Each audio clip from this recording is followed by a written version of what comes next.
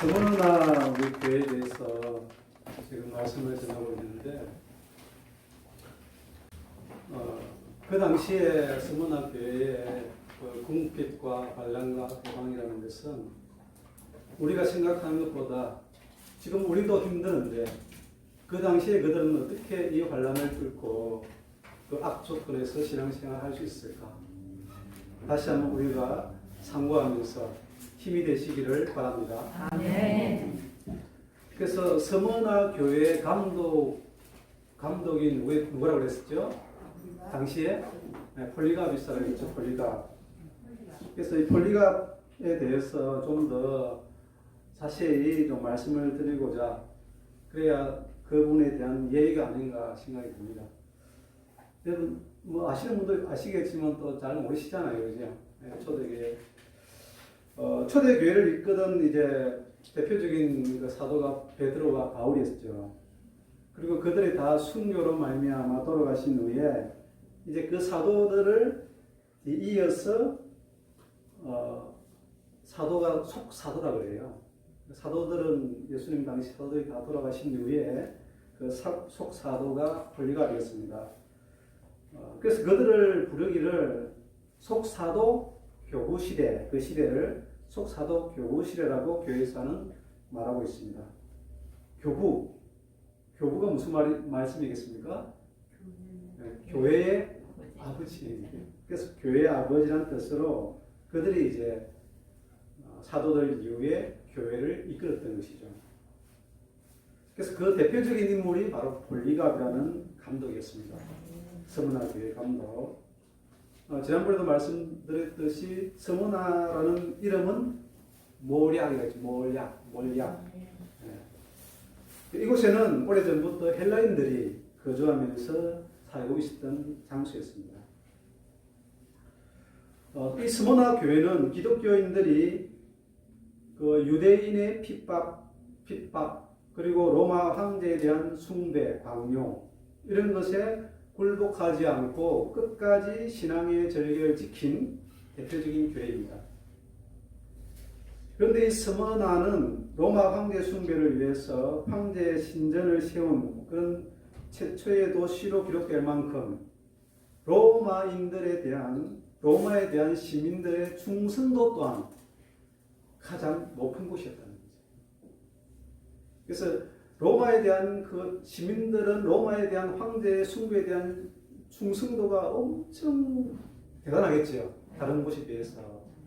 반면에 서문화 교회는 그에 비해서 하나님에 대한 충성도가 그 정도로 강하니까 서로 어떤 일이 생겼어요. 당연히 충돌을 할 수밖에 없는 거죠. 이러한 다른 지역보다도 더 악조건을 갖춘 이 서문화 교회는 핍박이 강하면 강할수록 그들의 신앙은 더 뜨거웠다는 것입니다. 할렐루야. 아멘. 당시의 교회를 어떻게 핍박했냐면, 우리가 성만찬 때 이것은 나의 피요 나의 살을 했지 않습니까? 그것을 그들은, 기독교인들은 식인종이라고. 마치 피를 먹고 살로 먹는 걸로 그렇게 생각해서 식인종이라고 그렇게 가짜 뉴스를 퍼뜨렸다는 것이죠. 그리고 이제 서문화 교회 감독으로 부임했던 폴리갑이 AD 156년쯤에 이제 서문화 교회의 기독교 박해가 대대적으로 일어나기 시작되었고, 그리고 체포되어서 화형에 처한 일들이 일어났다는 것입니다. 이 폴리갑은 누구냐면 요한 사도, 마지막 요한 사도에게 직접 교육을 받은 그의 수제자와 같은 분이에요. 그래서 요한으로부터 서문화 교회의 감독으로 임명을 받았다는 것이죠. 원래 폴리갑은 안디옥이죠. 안디옥 출신이었다 합니다. 그런데 이제 고전에 의하면 이 서문화의 어느 가부가 안디옥에서 폴리갑을 노예로 샀다는 거예요. 그래서 그거 너무 똑똑해서 그가 죽게 될 즈음에 이 폴리갑을 자유인으로 이렇게 풀어줬답니다. 그래서 폴리갑의 성격은 아주 직설적이고 그리고 정열적이었다, 이렇게 기록되고 있습니다. 그리고 젊은 나이에 교회 감독이 되어서 사도 요한의 가르침을 후대에 전거했다는 한 그런 인물입니다. 그의 친구는 이그나티우스라는 친구는 먼저 순교하고 그가 86세 때 폴리갑이 86세 때 아울레리우스 황제 치하에서 폴리갑도 순교하게 된 것입니다. 이 황제는 처음에는 기독교에 대해서 상당히 우호적이었다고 합니다. 하지만 아침한 자들의 영향을 받아서 그때부터 기독교를 박해하게 됐다는 것입니다. 참혹한 박해가 시작됐다는 것이죠. 기독교인들은 채찍에 맞아 온몸이 찢기었고 속살이 드러나고 창자까지 밖으로 터져나올 정도의 고통을 당했다는 것입니다. 그리고 나서도 그들은 땅 위에다가 박아놓은 그 창끝에 창끝을 막 박아놓잖아요. 땅에다가 그 위에다가 눕혀놓고 그리고 온갖 종류의 고문을 받은 뒤에는 사나운 짐승들에게 밖으로 던졌다는 것입니다. 박해의 강도가 점점 심해지자 기독교인들 가운데 상당수는 이 사나운 짐승들과 고문에 대한 두려움과 견디지 못하여서 자신의 신앙을 포기하는 자들도 있었다는 것입니다. 그러나 대부분의 기독교인들은 같은 고문과 박해 속에서도 자신들의 신앙을 굳건히 지켜나갔다는 것입니다. 그런 박해가 휩쓸고 지나갈 때쯤 폴리갑스를 이제 죽이기 위해 군중들이 들끓었으며 폴리갑스는 조금도 동요하지 않고 계속 그 도시에 머물러 있기를 원했다는 것입니다. 그러나 그 주위의 대부분의 사람들이 그에게 은밀하게 그 도시를 떠나라고 간청함으로 말미암아 그곳에서 그리 멀지 않는 그런 농장으로 피신을 하게 된 것입니다. 폴리갑이 이제 체포를 당하기 전에 그가 기도 중에 자기가 베고자 하던 베개에 갑자기 불이 붙어 타버리는 환상을 보게 된 것입니다. 그래서 그가 꿈에서 깨어난 후 즉시 그곳에 있는 사람들에게 그 꿈을 해석하기를 어떤 데서 하겠어요? 앞으로 일어날 사건을 예언하면서 폴리갑은 그리스도를 위해서 불길 속에서 목숨을 바치게 될 것이라고 그렇게 말했다는 것입니다. 이제 그를 추적하는 무리들 때문에 폴리갑은 자기를 염려하는 그 형제들과 함께 다른 곳으로 또 피신하게 되었고, 그리고 그들은 줄기차게 폴리갑을 쫓아와서 2명의 소년을 붙잡아서 그 중에 한 아이에게 매질을 하면서 폴리갑이 숨어 있는 장소를 말하라고 해서 이제 알게 됐다는 것이죠. 그때가 이제 해질 무렵이었다는 것입니다. 해질 무렵에 그들이 폴리갑이 있는 곳으로 왔을 때 폴리갑은 다락방에서 기도하고 있었답니다. 그리고 폴리갑은 더 이상 피신하지 않고 그 무리들에게 식사를 준비하도록 그리고 마음껏 먹도록 청했다는 것입니다. 그리고는 그들에게 1시간 동안만 내가 방해받지 않고 기도하게 해달라고 요청했다는 것이죠. 그래서 폴리갑은 자신과 관련된 모든 사람들을 위해서, 그리고 그가 귀족이 됐든 미천한 자가 됐든, 그리고 전 세계에 흩어져 있는 교회들을 위해서 그런 간절히 하나님께 기도했다는 겁니다. 그 무리들은 이제 폴리갑을 나귀에 태우고 서머나시로 데려와서 경기장으로 들어갈 때 갑자기 하늘로부터 음성이 들리기 시작한 거예요. 폴리갑, 강건하라. 대장부답게 싸우라 하는 음성이 들렸다고 합니다. 그 당시 지방 총독인 재판관은 이제 폴리갑이 나이가 86세니까 노인임을 알고 고문과 죽음을 당하느니 마음을 돌이키라고 그에게 충고를 했다는 것입니다. 이때 폴리갑은 총독에게 말했다고 합니다. 그 유명한 말이 있죠. 나는 86년 동안 예수님을 섬겨왔는데 그동안 그분은 한 번도 나를 부당하게 대우하신 적이 없어. 그런데 내가 어떻게 나를 구원하신 나의 왕을 모독할 수가 있겠어? 다른 말을 하고 총독이 말하기를 나는 사나운 짐승들을 이제 준비해 두고 있어. 만일 당신이 마음을 바꾸지 않는다면 당신을 그 짐승들에게 던지겠소 라고 이야기했다는 겁니다. 그 말에 폴리갑은 다시 대답하기를 그 짐승들을 부르시오. 우리는 선을 버리고 악으로 돌이켜서는 안 돼요. 오히려 악에서 돌이켜 덕을 택하는 것이 바로 선한 일이요 라고 했답니다. 뜻을 굽히지 않는 폴리갑을 향해 총독이 마지막으로 또한 미역을 합니다. 만일 당신이 마음을 바꾸지 않는다면 당신을 화형에 시키겠소. 그러자 폴리갑은 대답하기를 당신은 잠시 타오르다가 꼭 꺼져버리는 불로 나를 위협하고 있어.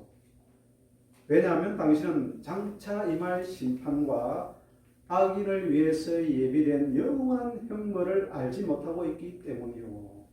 이렇게 대답하는 그 폴리갑의 얼굴에는 확신과 기쁨으로 차 있었다고 합니다.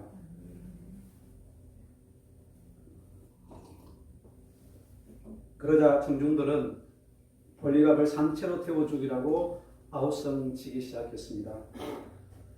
그리고 군중들은 장작과 밀집을 모아다가 단을 만들고 폴리갑을 그 위에다가 세웠다는 것입니다.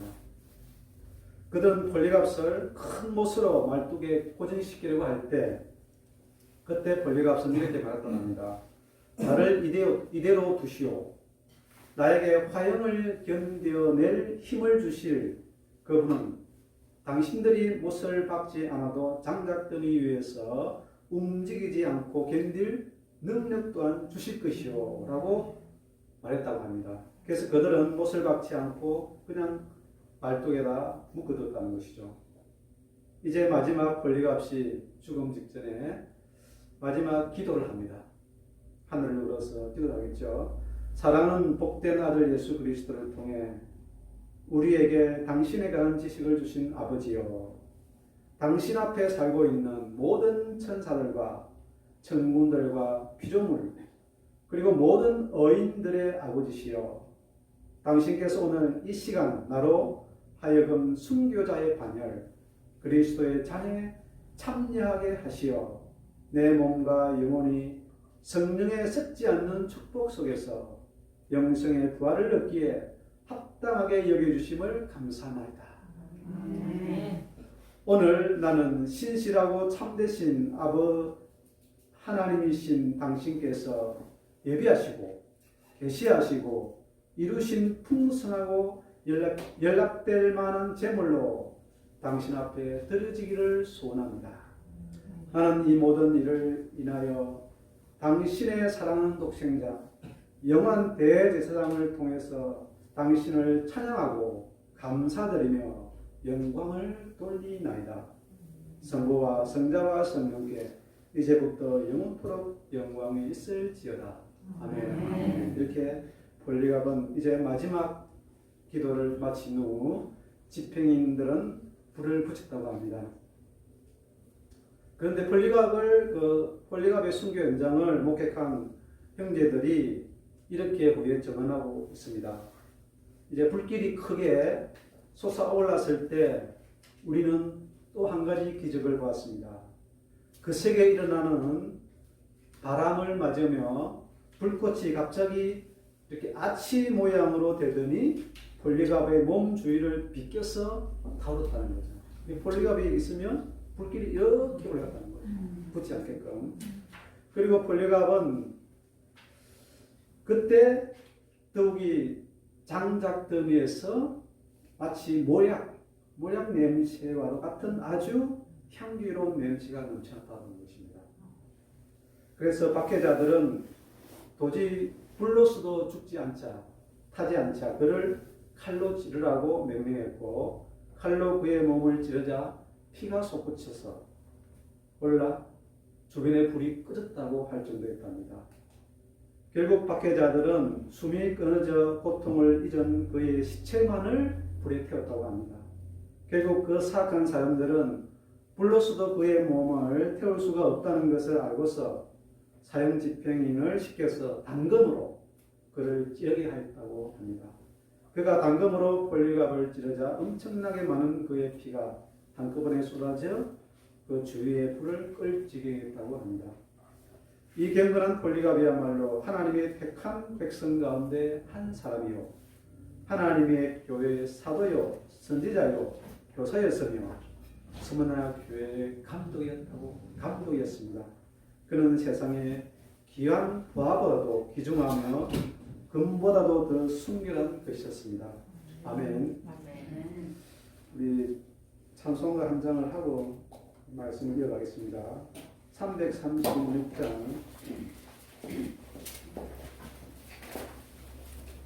환난과 핍박 중에서 우리 찬송가 하고 말씀을 전하겠습니다.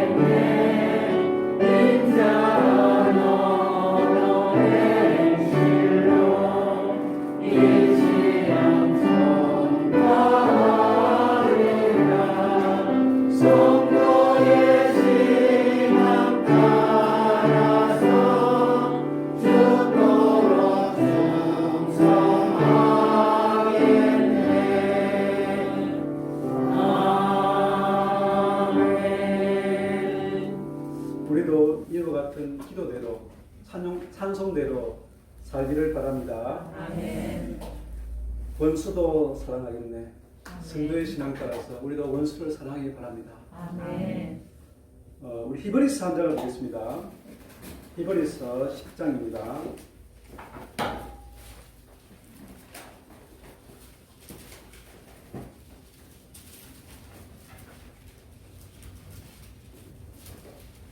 장 32절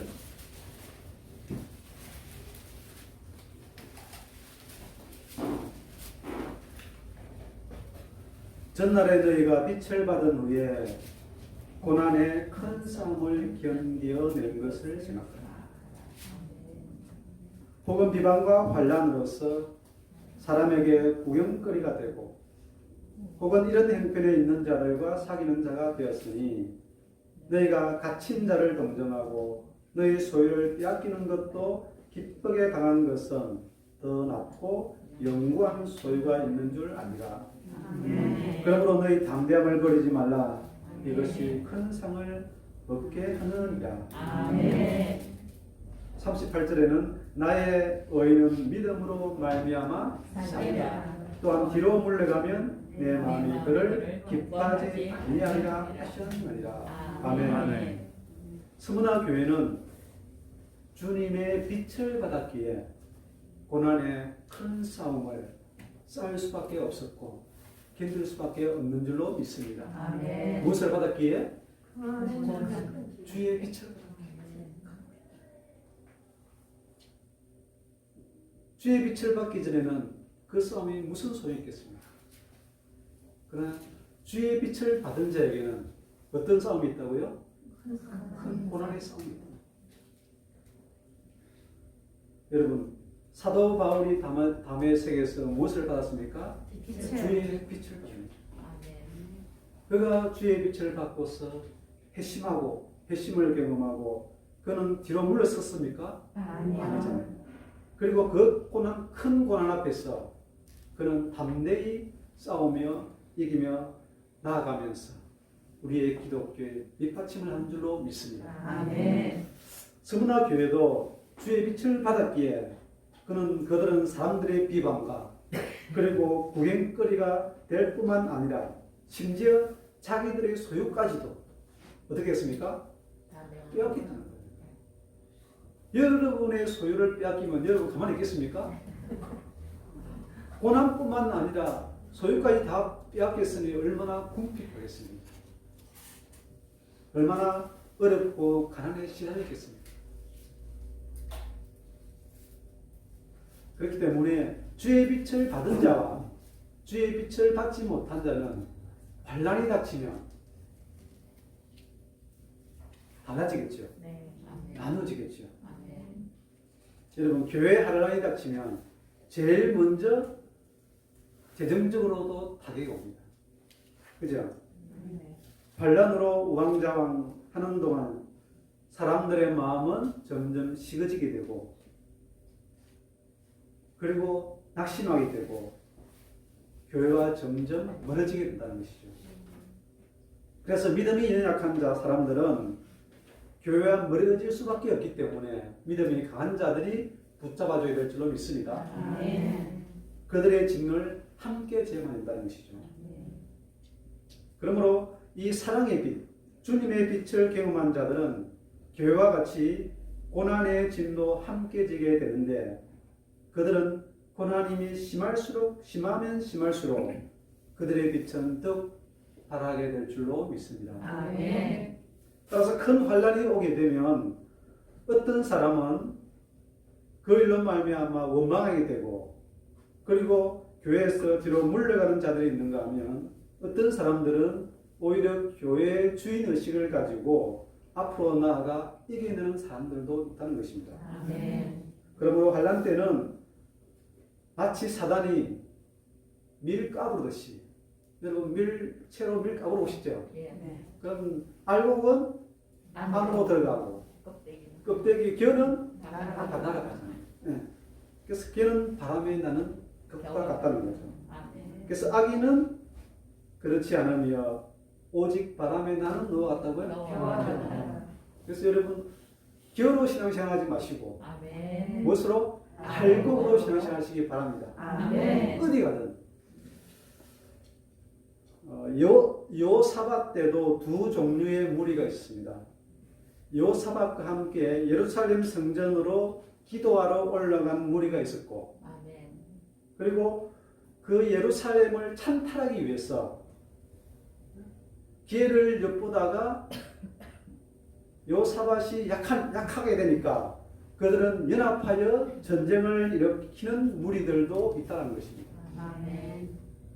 종말에도 반드시 있는 줄로 믿습니다. 아멘.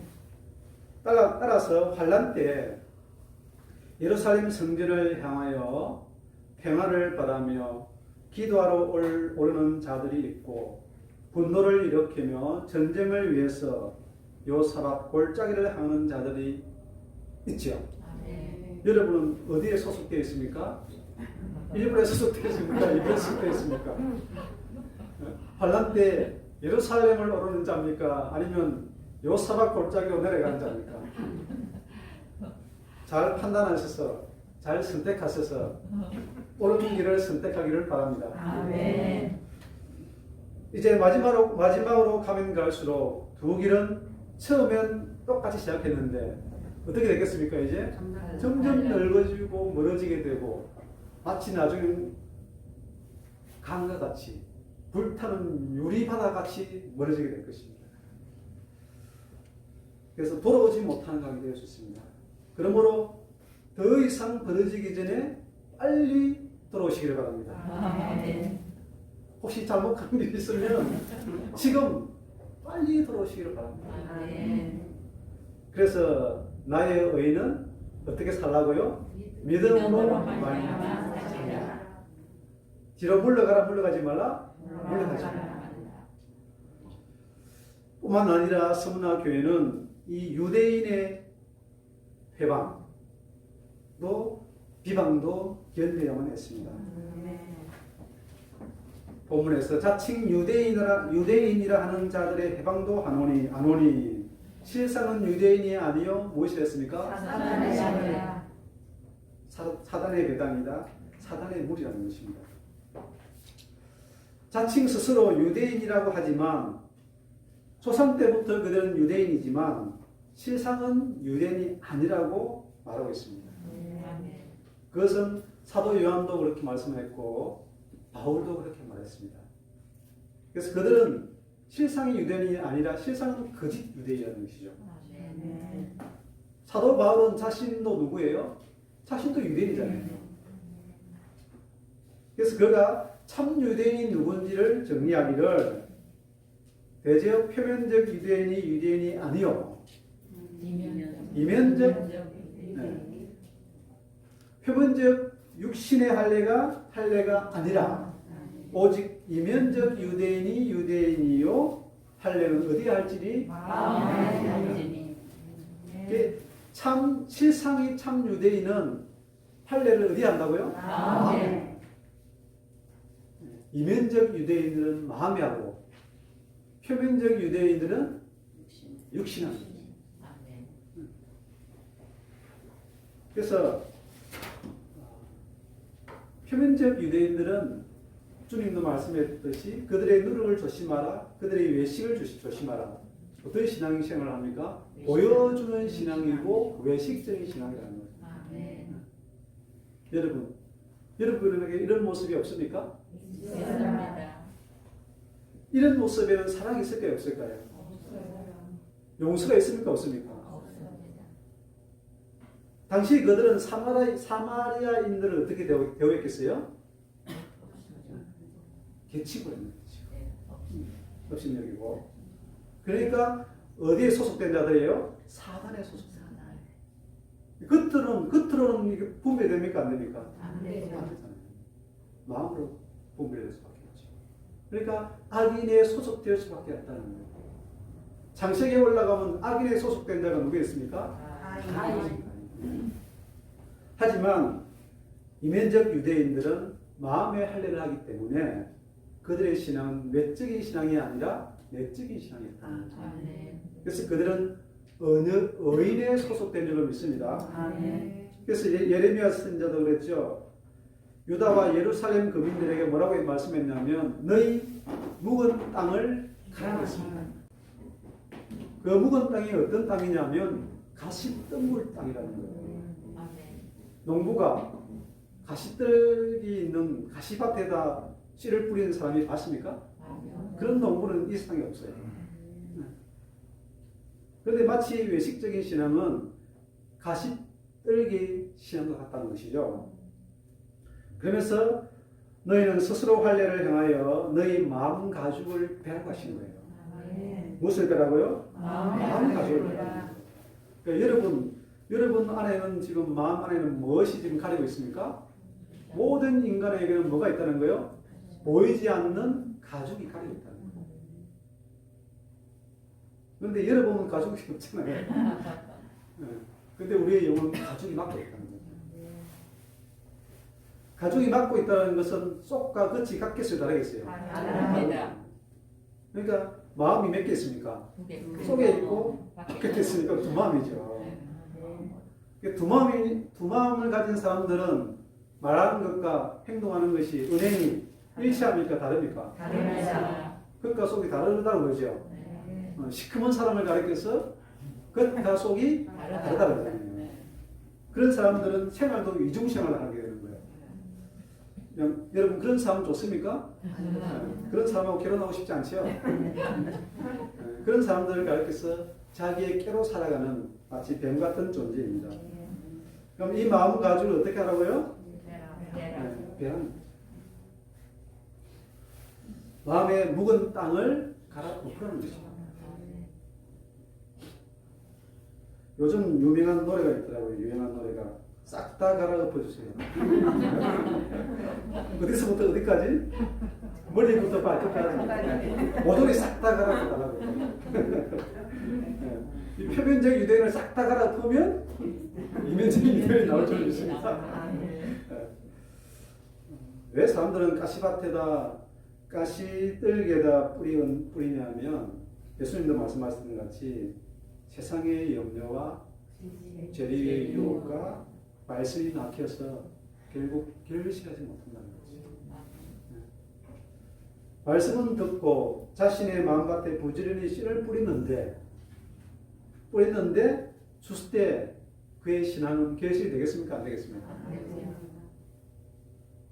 이것저것 막 뿌려놓으니까 마치 풍성하기는 풍성한 것 같아요.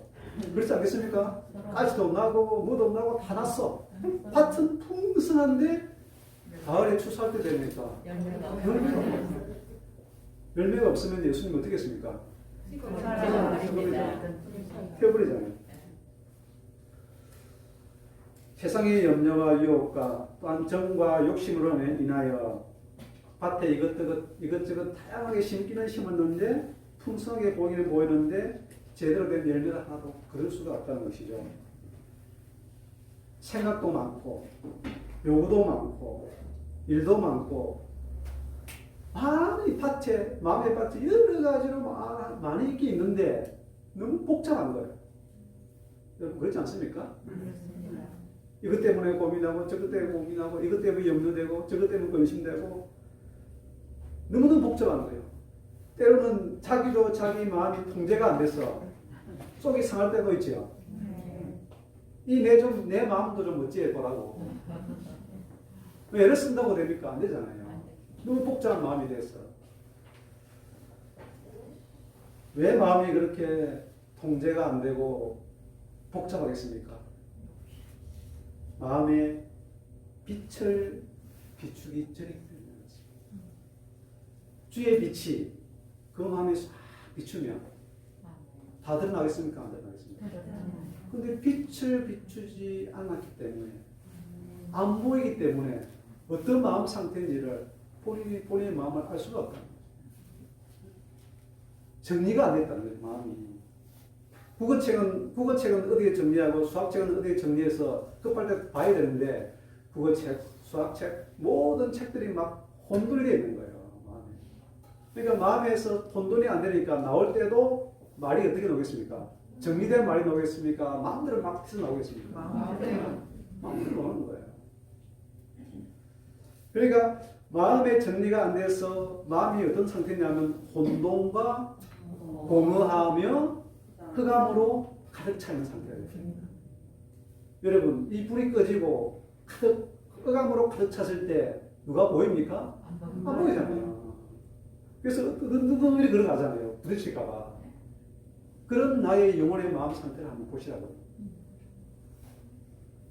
그런 흑암이 가득한 그 마음에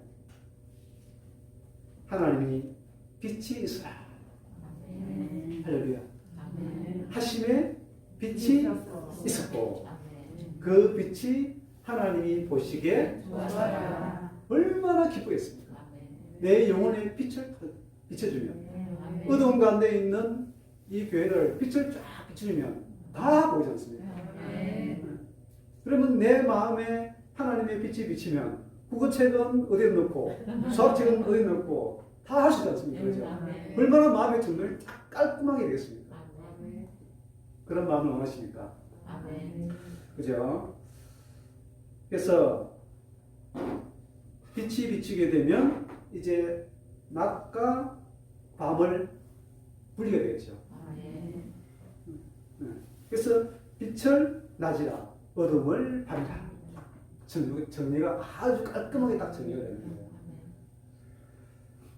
그러므로 빛이 없이는 우리의 영혼은 혼란할 수밖에 없고 요동할 수밖에 없습니다. 아멘. 항상 어둠만 있기 때문에 선과 악의 구별이 될 수가 없었다는 것이죠. 그래서 대부분의 사람들이 하는 말이 있습니다. 목사님 안 됩니다.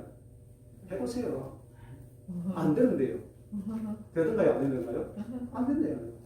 해도 안 되는데요. 그래서 못합니다. 안 되는 거예요. 당연히 될 턱이 없죠. 그런데 사실은요, 안 되는 것이 아니고 하기 싫은 것입니다. 그렇지 않습니까? 여러분, 도저히 용서하지 못할 원수를 만났을 때 용서하세요 하면 안 돼요. 안 되는 것입니까? 하기 싫은 것입니까? 하기 싫은 거죠. 꼴도 보기 싫고 생각만 해도 열불이 터지는데 응? 어떻게 용서가 됩니까? 하기 싫은 거예요. 하나님께 물어보면 뭐라고 말씀하실까요? 네? 그래도 용서해라.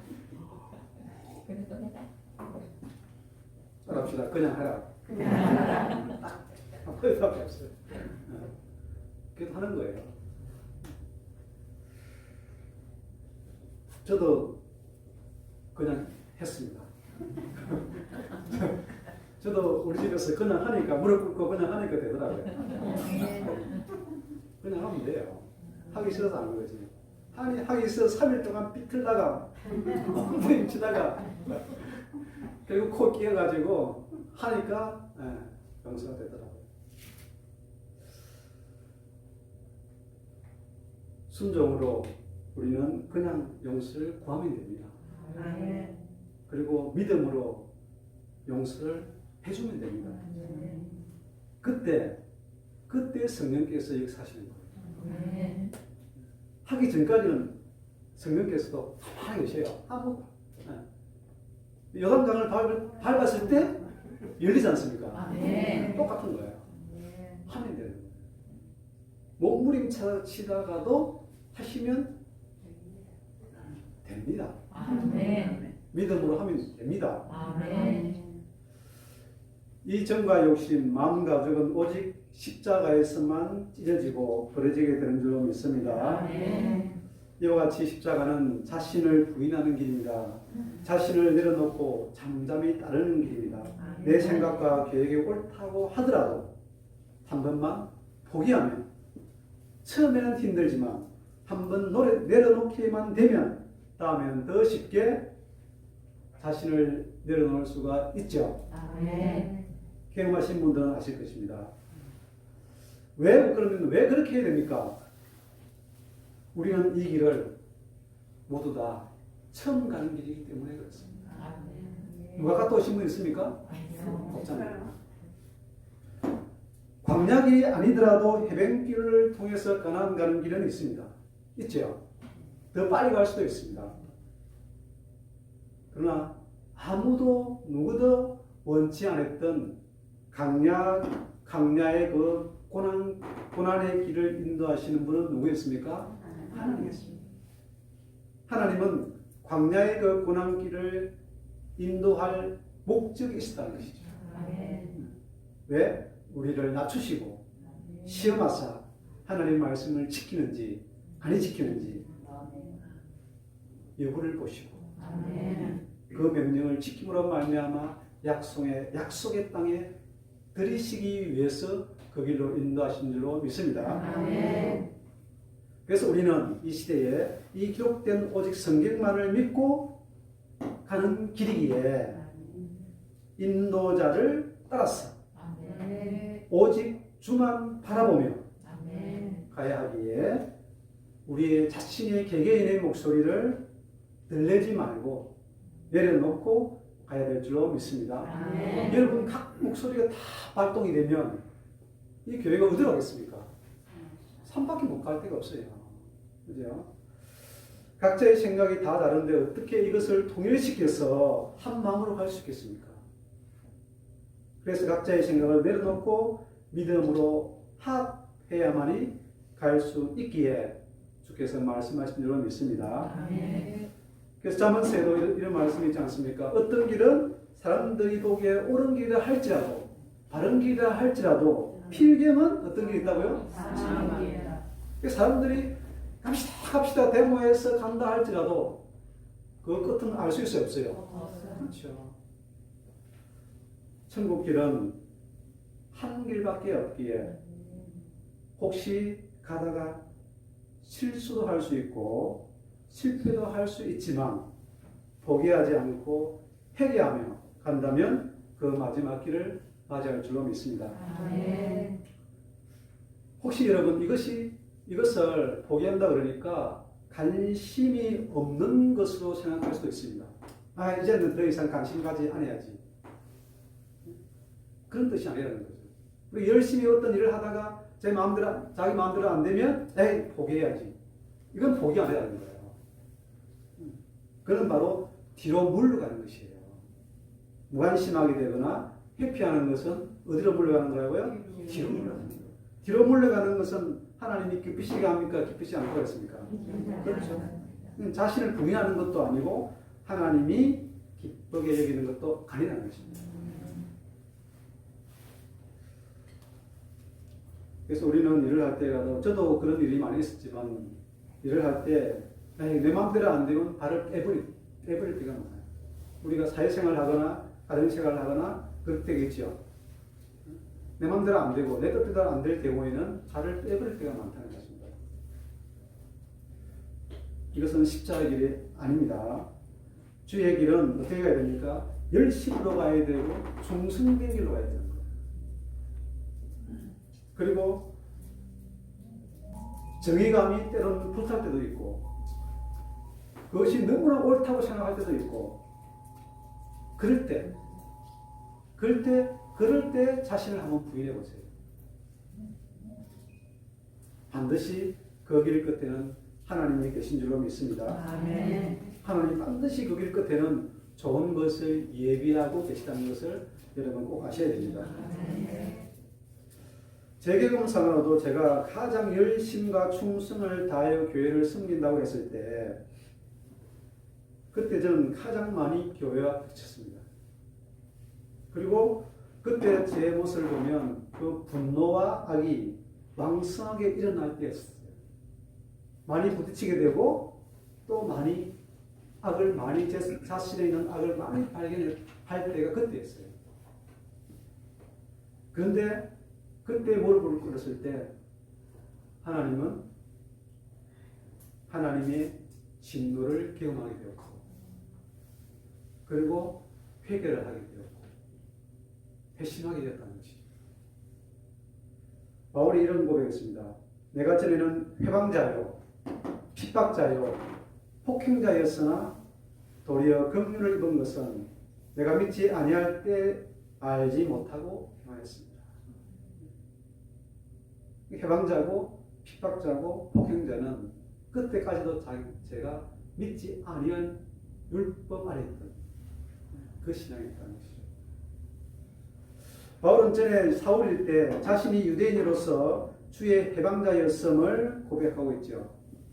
세상은 유대인이 아니라 뭐였다는 거예요? 사단의 무리였다는 거예요.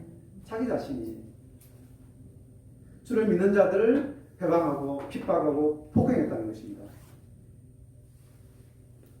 그래서 그는 다메섹에서 호련히 하늘로서 빛이 저를 둘러 비춤으로 말미암아 주의 음성을 듣게 되었고 사울아 사울아 네가 어찌하여 나를 핍박하느냐는 예수님의 음성을 듣게 된 거죠.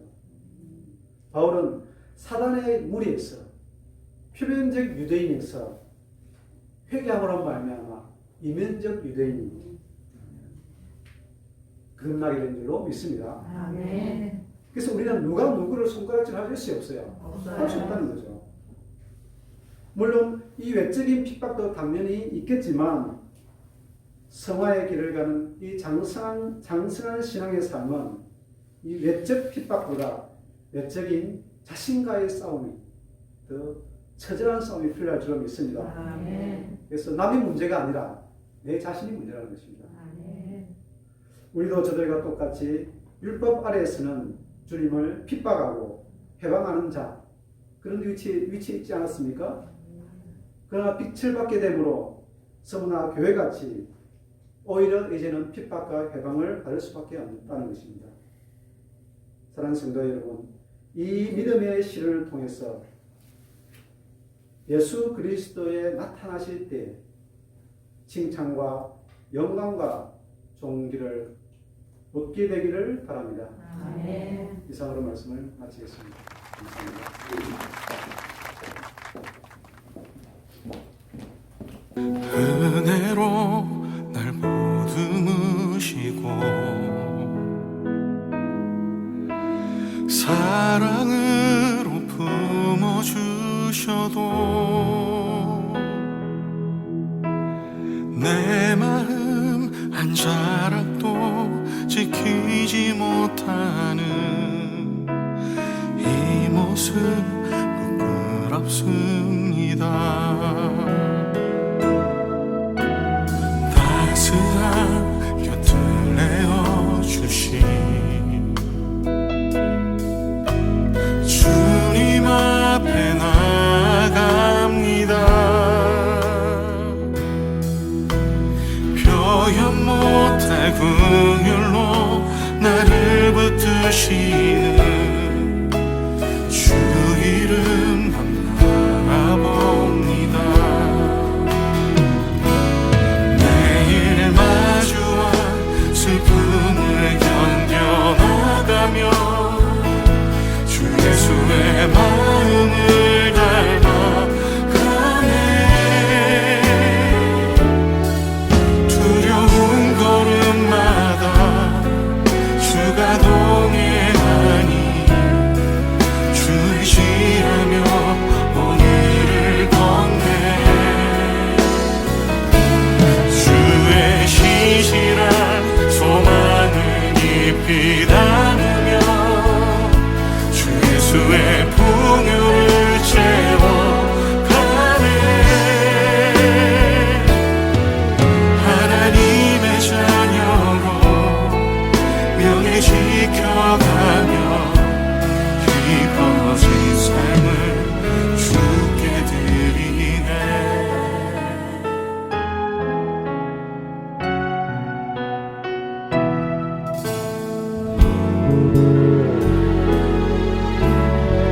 따스한 곁을 내어주신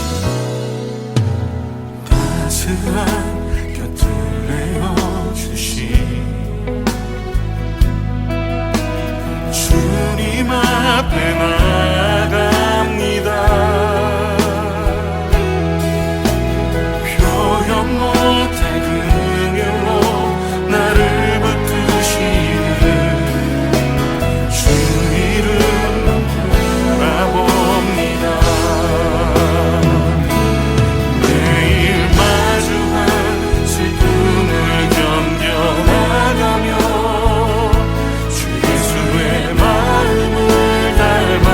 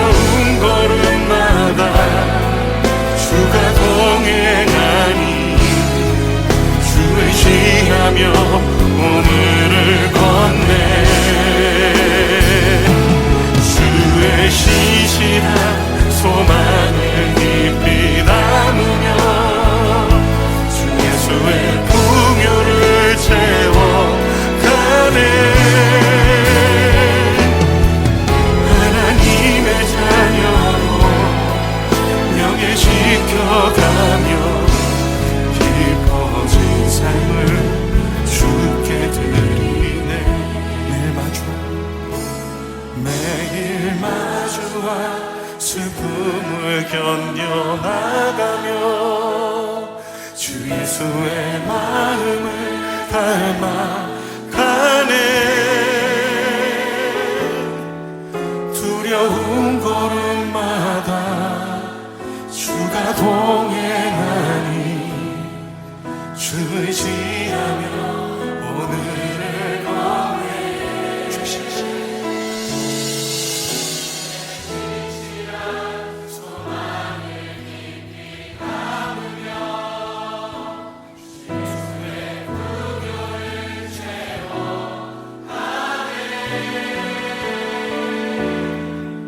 하나님의 자녀로 명예 지켜가며 깊어진 삶을 주께 드리네.